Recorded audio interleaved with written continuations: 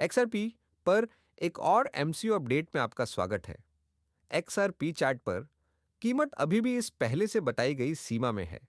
हम अभी भी महत्वपूर्ण समर्थन स्तरों से ऊपर बने हुए हैं। अप्रैल की शुरुआत में यहां एक प्रतिक्रिया हुई थी। मेरा मतलब है, आप ये कह सकते हैं, ये इसे छू नहीं पाया। ठीक है, ये डॉलर से डॉलर 165 से नहीं पहुंचा, लेकिन ये ठीक है। मेरा मतलब है, वे विक, वे स्पाइक्स जिन पर नीचे की ओर लक्ष्य मापा गया था, मेरा मतलब है वे जंगली हैं और विभिन्न एक्सचेंजों में कुछ असंगतताएं हैं। मेरा मतलब है, मैं निष्पक्ष होने के लिए यहां बिटस्टैम्प का उपयोग कर रहा हूं। ये शायद सबसे अच्छा एक्सचेंज नहीं है, लेकिन ये वह एक्सचेंज है जिसके पास चार्ट का पूरा इतिहास है, इसलिए मैं इसका उपयोग करता हूं, है ना। कई अन्य एक्सचेंजों के पास पूरा इतिहास नहीं है, इसलिए मुझे लगता है कि पूरे चार्ट इतिहास पर विचार करना थोड़ा अधिक महत्वपूर्ण है। तो हाँ, मेरा मतलब है, कुल मिलाकर हम क्या देख रहे हैं? मेरा मतलब है, हम अभी भी लहर 5 में एक और रैली की तलाश कर रहे हैं। यहाँ मुख्य दृष्टिकोण यही है। निश्चित रूप से एक और कम हो सकता है, हाँ, एक और निचला स्तर आ सकता है। मैं आपके साथ बस इतना साझा करना चाहता हूं कि अगर ऐसा होता है तो आपको इसके लिए तैयार रहना चाहिए। और मुख्य समर्थन स्तर क्या है? और वे $1.11 और $1.55 के बीच अपरिवर्तित है। इसीलिए जब तक हम उस क्षेत्र को बनाए रखते हैं, कुल मिलाकर विचार यह है कि उच्च कीमतों की उम्मीद है। और यह आप जानते हैं, लहर 5 या संभावित रूप से पीले परिदृश्य में 5वें में उच्च कीमतें होंगी। अन्य परिदृश्य संभव हैं, लेकिन हमें वास्तव में उनके बारे में बात करने की जरूरत नहीं है जब तक कि चार्ट पर कुछ महत्वपूर्ण घटनाक्रम न हो जाए। जैसे कि समर्थन के नीचे एक ब्रेक $100.61 और $100.88 के बीच समर्थन के साथ एक गहरी वापसी की ओर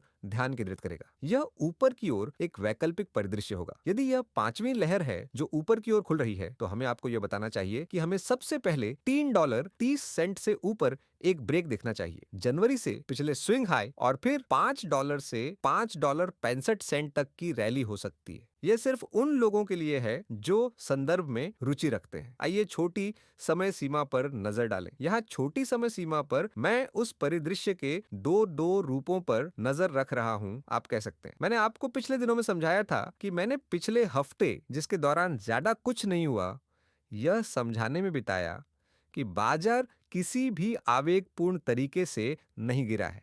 इसीलिए जबकि पीला परिदृश्य जो एक और निम्न स्तर की अनुमति देता है, संभव है और वास्तव में समग्र संदर्भ के आधार पर काफी संभावना है, सूक्ष्म संरचना इसका समर्थन नहीं करती है। किसी भी उच्च स्तर से नीचे कोई 5 तरंग चाल नहीं थी, इसलिए मुझे $1.82 से नीचे ब्रेक की उम्मीद नहीं है। या यूं कहें कि पीले परिदृश्य की पुष्टि करने के लिए मुझे $1.82 से नीचे ब्रेक की आवश्यकता है। जब तक हम उस स्तर से नीचे नहीं आ जाते, तब तक बाजार आसानी से सीधे ऊपर जा सकता है। उदाहरण के लिए नीले परिदृश्य में, जिसमें हम संभावित विकर्ण पैटर्न के हिस्से के रूप में 5 तरंगों की चाल को ट्रैक कर रहे हैं, तो इसका मतलब है कि नीला परिदृश्य वह है जिसे मैं इस समय देख रहा हूं। जब तक हम $1.22 से ऊपर बने हुए हैं, तब मुख्य प्रश्न यह है कि यदि हम इस संरचना पर झूम करते हैं, तो क्या हम वास्तव में बी तरंग में पहले ही नीचे पहुंच चुके हैं? क्या यह पहले से ही बी वेव का निचला स्तर था? यह तकनीकी रूप से संभव है, लेकिन उस मामले में यह बहुत ही कमजोर पुलबैक था। यह निश्चित रूप से केवल 3 वेव की गिरावट है, इसलिए यह उच्च के लिए दरवाजा खुला रखता है, लेकिन यह वास्तव में इतना गहरा नहीं है कि हम उच्च विश्वास के साथ कह सकें कि यह सब बी वेव का था। उस दृष्टिकोण से मुझे लगता है कि हमें समर्थन में संभावित रूप से एक और गिरावट के लिए तैयार रहने की आवश्यकता है, लेकिन यह संभवतः सेक्टर में मूड, सेक्टर में भावना पर थोड़ा निर्भर करेगा, क्योंकि इस समय बाजार अभी भी ऊपर की ओर बढ़ रहा है। इसीलिए मैंने आज पहले सदस्यों को एक सदस्य अपडेट में बताया कि यह डॉलर $2.25 से ऊपर टूटता है, जो 13 अप्रैल का उच्च स्तर है, जो यह दर्शाता है कि पहले से ही एक अधिक महत्वपूर्ण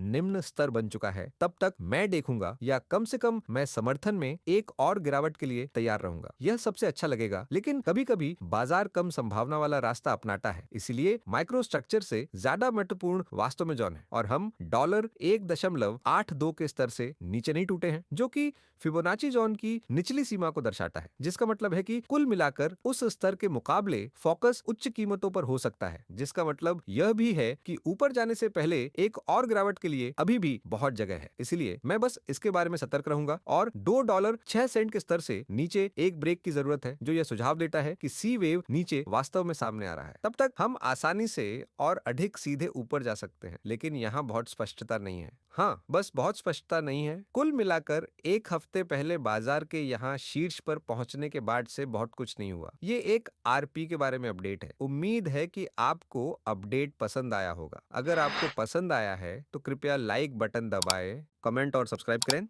और अगर आपको वास्तव में सामग्री पसंद आई है तो कृपया चैनल सदस्यता देखें। बहुत बहुत धन्यवाद। अलविदा।